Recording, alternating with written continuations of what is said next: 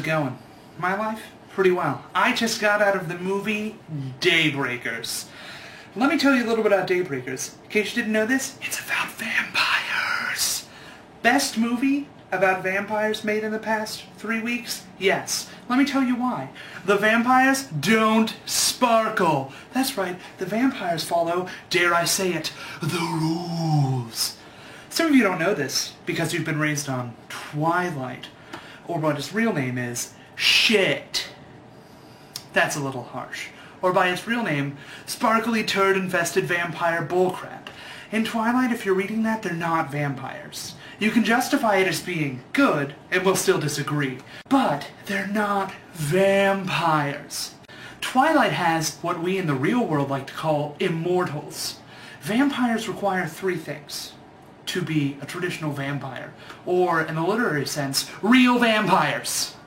The 3 things are, they need to feed off of human blood.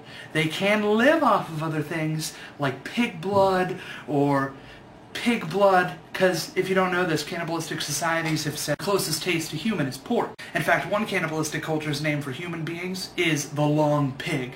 Go figure.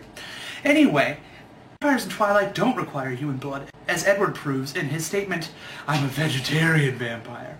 Secondly, the sunlight must, and I repeat, must, be absolutely deadly to the vampire. Now, the amount of time it takes the sun to kill the vampire can vary. We can be talking about Blade, where it's kind of a slow burn, or we can be talking about in Daybreakers, what I just saw, where this minute that sun hits your ass, you are a flaming skeleton. Thirdly, what it requires is utter, absolute, animalistic lust.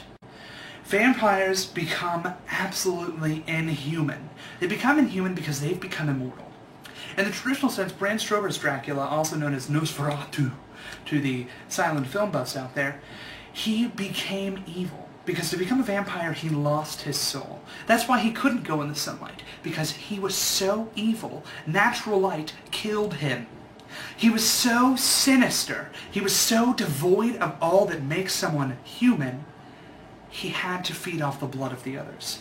Now we can testify and say he's still alive, he's still walking, but he's not alive. He can't conceive children. That's why Twilight's full of shit, because if you read the 4th book, Edward's able to make a baby with Bella. This doesn't make any sense, because if he's a vampire, he's the living dead. What this means is, you're able to walk, you still maintain your sentience. For you Twilight fans out there, that means your ability to have emotion and communicate with other beings that are sentient. He is sentient. I'll give Edward that. He has the sentience that he's supposed to have. But at the same time, you're supposed to be dead. You're supposed to be cold. You're supposed to have no pulse. You're supposed to have no living cells within you. That includes your human seed. Once women become vampires, they stop being able to be pregnant. So those are the 3 things. Needs blood. Human blood. Can't go out in sunlight. And has to be the living dead. Now, Daybreakers, fantastic. They didn't even have reflections. It was great. They followed all those cliche rules. Stakes killed them. Sunlight killed them. Holy water didn't touch that because we've reached a religiously ambiguous state in America and we like to avoid that. And that's okay. It's alright. Not to sing the salad bar. I'm agnostic. Who cares? Anyway, they followed the rules. And that's what made Daybreakers great. And because it followed the rules, we didn't focus on all the stupid little changes and all the defiancy that Twilight makes its focus. Because Stephenie Meyer ignored the rules of vampirism, she had to create shit. She had to create young adult, which there's nothing wrong with that target demographic. Harry Potter, anybody? She had to create young adult, trite, meaningless dribble. And that's okay. But young ladies are basing their perception of what a good relationship is off of how Edward treats Bella. Edward is 100 years older than her. 100 years older than her. His falling in love with her because the way she smells, that's pedophilia. Regardless of who you are. You can't ignore the fact that he's 100 years older than her. Second of all, he treats her like garbage. Bella is drug around emotionally by this man. She bases her personal identity off of him. In the 2nd book, solely because she loves Edward and she needs him in her life, she throws herself off of a cliff.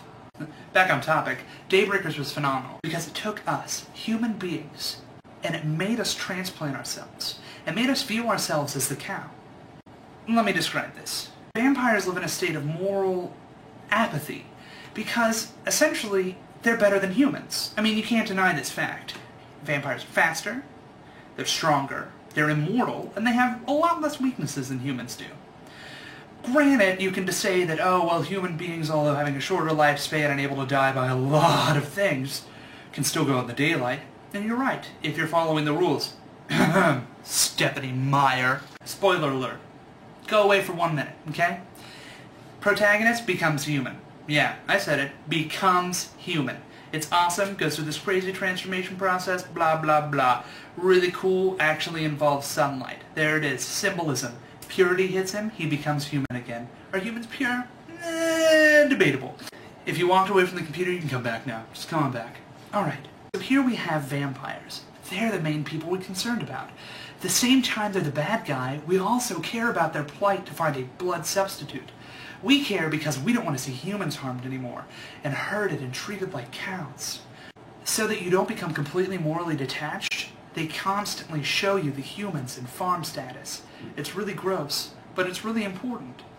Really the only main problem with this movie is its intensity. If you're not ready for something that's going to shock the crap out of you, don't see Daybreakers. Daybreakers is gory. You see arms fly across the screen. At one point a dude's head gets ripped off so bad you see his larynx. We're talking effed up stuff.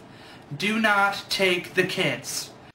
The movie was really well done though. It used a lot of Hitchcock elements. Jumpy things. You knew when something was going to happen, you never knew what it was, so you always jumped. If you're not a Hitchcock fan, think Jurassic Park. If you're not a Jurassic Park fan, screw you. Alright guys, love ya, stay wonderful, stay tuned.